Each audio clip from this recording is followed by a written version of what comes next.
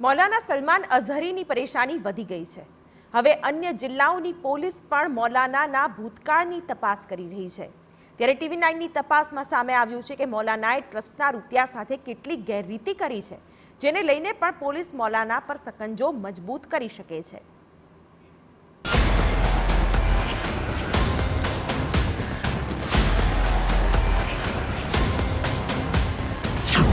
મૌલાનાની મુશ્કેલીમાં વધારો, પોલીસે તપાસો ધમધમાટ તેજ કર્યો। ગુજરાતમાં મૌલાનાએ કર્યા હતા અનેક કાર્યક્રમો।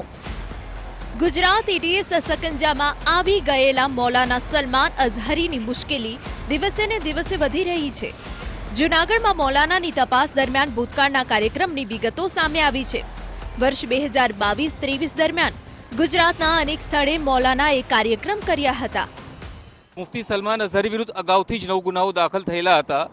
જૂનાગઢ, સામખિયારી અને મોડાસામાં વધુ 3 ગુનાઓ દાખલ થવા સાથે જ આ સંખ્યા 12 પર પહોંચી છે। હવે તપાસ એ શરૂ કરવામાં આવી છે કે મુફ્તી સલમાન અઝહરીએ વર્ષ 2022 અને 23 દરમિયાન ગુજરાતના અલગ અલગ કયા શહેરોમાં કયા પ્રકારના કાર્યક્રમો યોજ્યા હતા અને તેમાં કયા પ્રકારના શબ્દો ઉચ્ચાર્યા હતા। જો કોઈ વિવાદાસ્પદ શબ્દોનો ઉચ્ચાર કર્યો હશે તો હજુ વધુ કેટલાક ગુનાઓ દાખલ થઈ શકે છે।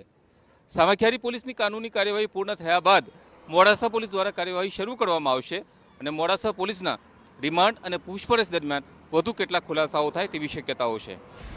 હવે પોલીસે રાજ્યના કેટલા વિસ્તારમાં મૌલાનાએ કાર્યક્રમ કર્યા હતા અને આયોજક કોણ હતા તેની તપાસ શરૂ કરી છે।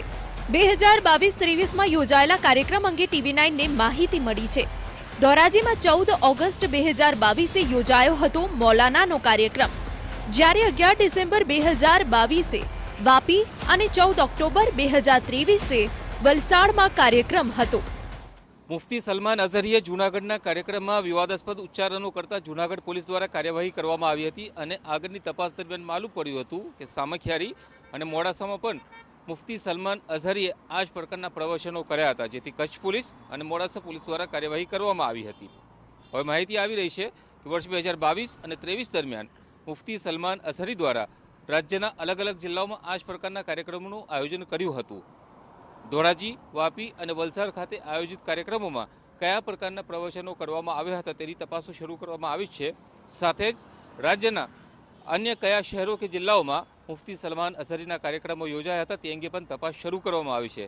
સાથે જ આ કાર્યક્રમના આયોજકોનો ઉદ્દેશ શું હતો તે દિશામાં પણ તપાસ શરૂ કરવામાં આવી છે।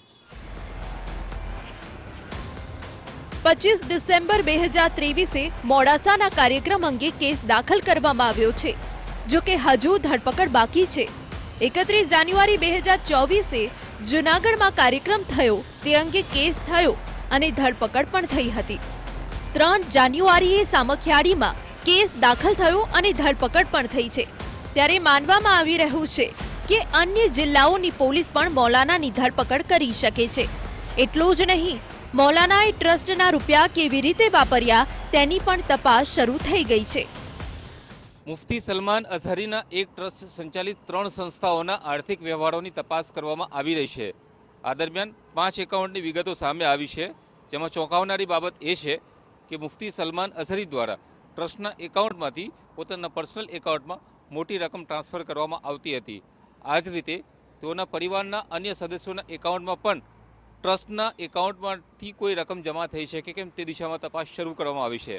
અગાઉથી જ એટીએસ એ દિશામાં તપાસ કરી રહી હતી કે મુફ્તી સલમાન અઝહરીના આર્થિક સ્ત્રોતો કોણ છે, શું છે, અને હવે એ દિશામાં તપાસ કરવામાં આવી રહી છે કે મુફ્તી સંચાલિત ટ્રસ્ટમાંથી પોતાના અંગત હેતુઓ ખાતર કેટલી રકમ ક્યાં વાપરવામાં આવી છે અને કયા ઉદ્દેશોથી વાપરવામાં આવી છે।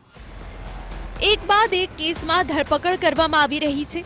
મૌલાનાને હવે પોતાની ઝેરી ભાષા ભારે પડી રહી છે। ત્યારે મૌલાના મુદ્દે હજુ પણ આગામી દિવસોમાં મોટા ખુલાસાઓ થઈ શકે છે।